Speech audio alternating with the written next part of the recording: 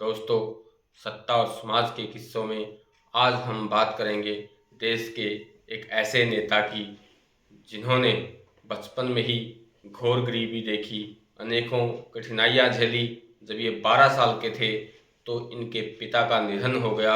अपनी मेहनत और ईमानदारी के बल पर कांग्रेस पार्टी के सर्वोच्च पद कांग्रेस के राष्ट्रीय अध्यक्ष चुने गए और प्रधानमंत्री का पद भी ठुकरा दिया। इसलिए उनको किंग मेकर का नाम दिया गया। अभिवादन स्वीकार कीजिए श्रवण कुमार का। आज हम बात कर रहे हैं देश के बहुत बड़े नेता के कामराज की। के कामराज का जन्म 15 अक्टूबर 1903 को तमिलनाडु के विरुद्धनगर में हुआ। जब ये छठी क्लास में थे तो इनके पिता का निधन हो गया। परिवार वाले इनकी शादी करना चाहते थे, लेकिन इनके दिल में एक ही जज्बा था, सिर्फ देश सेवा। इन्होंने अपने मामा की कपड़े की दुकान पर नौकरी की और काफ़ी समय तक वहाँ काम किया। इनके दिल में देशभक्ति की भावना दिन प्रतिदिन ज्वलित होती जा रही थी।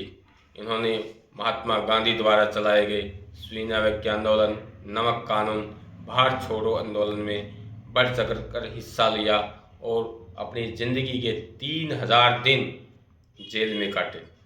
जब ये जेल में थे तो उस समय ये ब्लॉक समिति के प्रमुख चुने गए, लेकिन उन्होंने यह कहकर अपने पद से त्याग पत्र दे दिया कि जब हम अपना कार्य पूरी मेहनत और ईमानदारी से नहीं कर सकते तो हमें उस पद पर रहने का कोई हक नहीं है। 1937 में जब देश में आम चुनाव हुए तो ये उस समय सांसद चुने गए। जब देश आज़ाद हुआ उस समय ये भी कांग्रेस पार्टी के अध्यक्ष थे।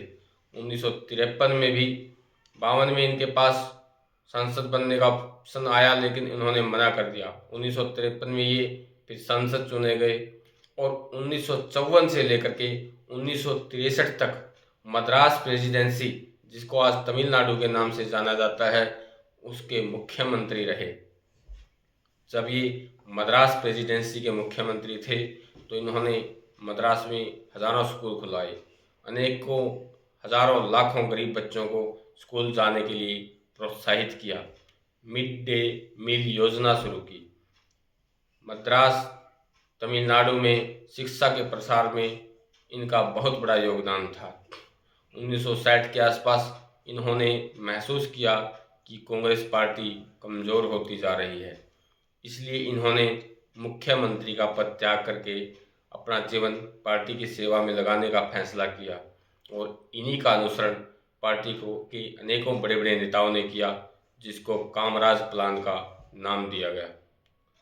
1964 में पार्टी के ऊपर बहुत ही बड़ा संकट आ गया। देश के प्रथम प्रधानमंत्री पंडित जवाहरलाल नेहरू का देहांत हो गया। तो उस समय आप कांग्रेस पार्टी के अध्यक्ष थे और प्रधानमंत्री के पद के सबसे मजबूत दावेदार थे, लेकिन आपने स्वयं प्रधानमंत्री का पद स्वीकार नहीं किया और लाल बहादुर शास्त्री को आगे किया, जिसमें मोरारजी देसाई भी प्रधानमंत्री पद की दावेदारी कर रहे थे। लेकिन आपने मोरारजी देसाई को भी उस पद पर की दावेदारी न करने के लिए आग्रह किया और लाल बहादुर शास्त्री को प्रधानमंत्री बनाया। जब 1966 में लाल बहादुर शास्त्री की मृत्यु हो गई, तब भी आपके पास प्रधानमंत्री बनने का विकल्प था, लेकिन आपने खुद ये पद न स्वीकार करके इंदिरा गांधी को देश की प्रधानमंत्री नियुक्त किया। इसलिए आपको किंग मेकर की संज्ञा दी गई, क्योंकि आपने स्वयं इतना बड़ा पद ठुकराकर दूसरे लोगों को प्रधानमंत्री बनाया। जब 1966 के बाद जब इंदिरा गांधी देश की प्रधानमंत्री बनी तो आपके और इंदिरा गांधी के बीच में मतभेद उत्पन्न हो गए।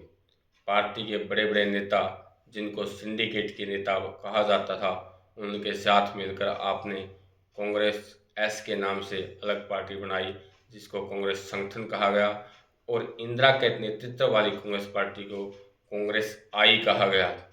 1971 के चुनाव में कांग्रेस एस को सिर्फ 15 सीटें ही मिली। उसके बाद आपने राजनीति से संन्यास ले लिया और 1975 को आपका निधन हो गया।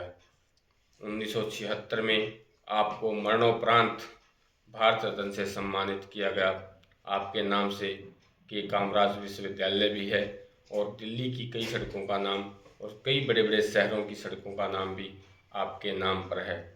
दोस्तों, के कामराज का जीवन हमें सिखाता है कि हमारी इच्छा शक्ति मजबूत हो तो गरीबी, कठिनाइयाँ, अनपढ़ता, कोई भी बाधा हमें आगे बढ़ने से नहीं रोक सकती।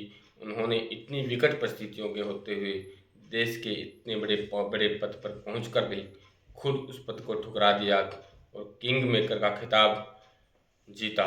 इन्हीं खासियत की वजह से इनको किंग मेकर कहा जाने लगा। यही थी उनकी कहानी।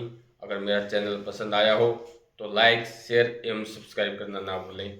धन्यवाद।